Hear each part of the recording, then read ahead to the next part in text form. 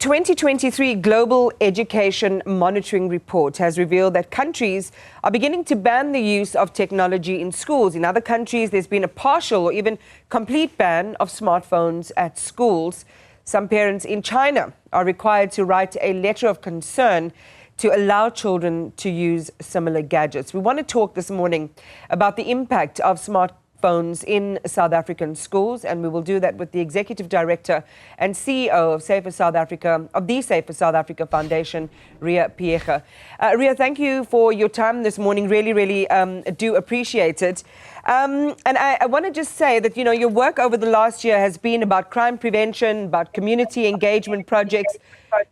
Through your role as CEO of the Safer South Africa Foundation, let's start with the foundation and the work that it does. Good morning, Iman, and thank you very much for the invitation. And good morning to your viewers. Safer South Africa Foundation is in schools because we are of the opinion that fighting crime requires all of us. It takes a village to raise a child. We are quite aware of the rising numbers of crimes in educational institutions, to the extent that the South African Police Service has even established a category to report these type of crimes. In any one quarter, I think the last quarter or so, they were talking about 99 rapes in educational institutions. And of those, the majority are in high schools. There are all sorts of other violence and criminal activities that are taking place in schools, bullying, cyberbullying, many others. So it is important for us to realize that the interventions we have in South Africa in terms of crime are largely reactive. Reactive in a sense that we wait for crime to happen, and then there is a whole ignition of the security cluster system.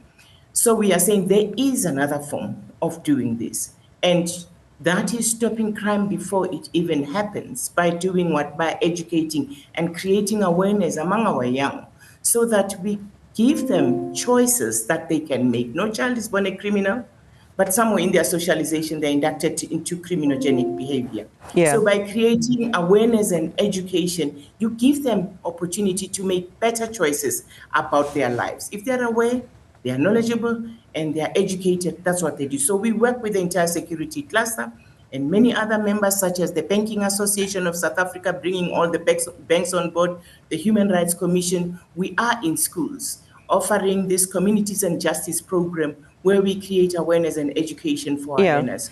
And one of the areas of concern, Ms. Phiyega, is the question that you actually pose in what you've written recently for: is it time for South Africa to consider a broader national ban on smartphones in all schools? Why do you ask this particular question as it relates then to some of the foregrounding that you've just done?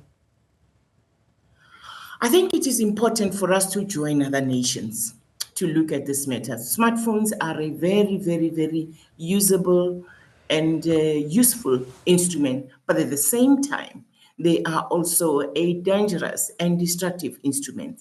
And I think it is important for us to join other countries in developing policies that bring balance, so that we can harvest the good part of the use of smartphones and actually suppress the negative side of use of smartphones. Most countries are starting to do that. France, Netherlands, China, as you were saying when you were introducing this matter.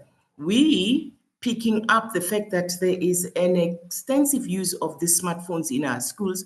However, we're failing in bringing in sufficient controls. You'd recall a few years ago, there was a young girl in Venda who actually committed suicide after, she was violated, slapped, and that video took the rounds. And there are many of those. So it's important for us to do so.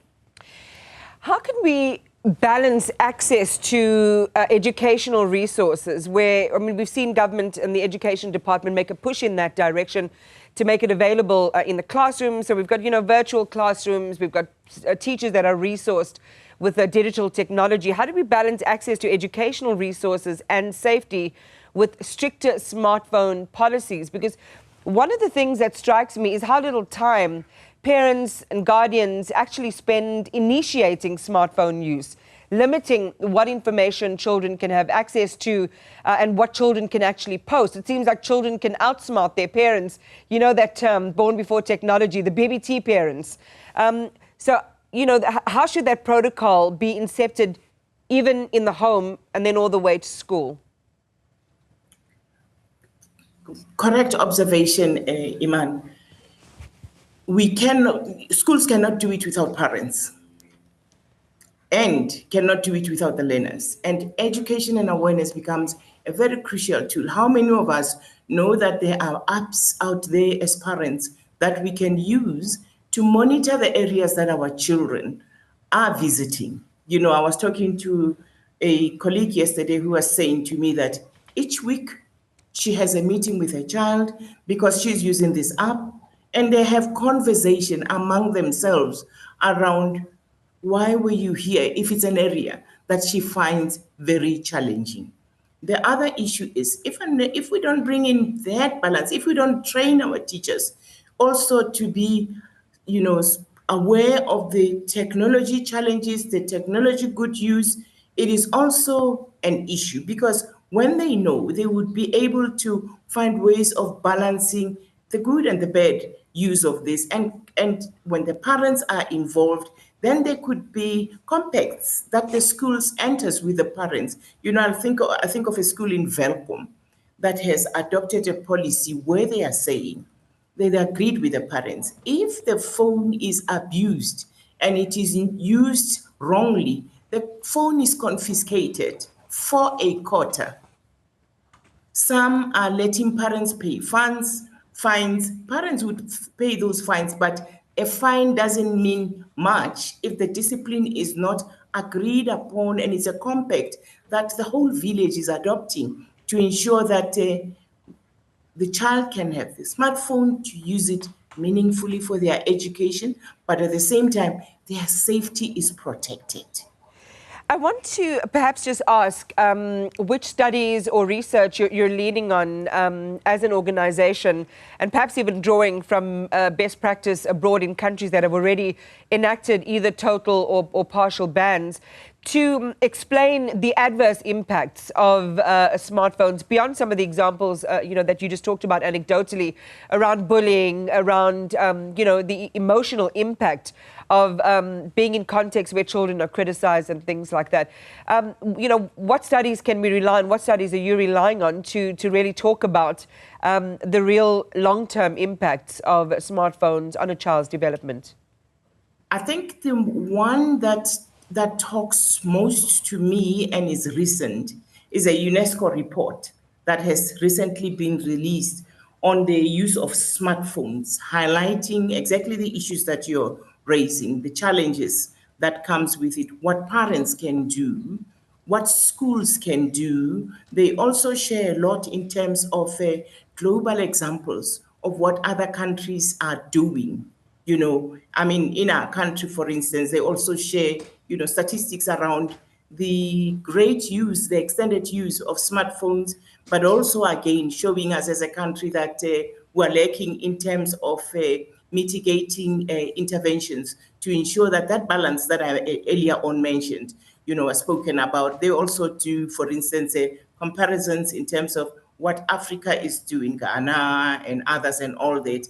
And clearly in our continent, it's more the use than the interventions in terms of finding that balance. But there are good examples in other countries that we can look at, as I've mentioned, you know, in the West and north of this country, of this globe.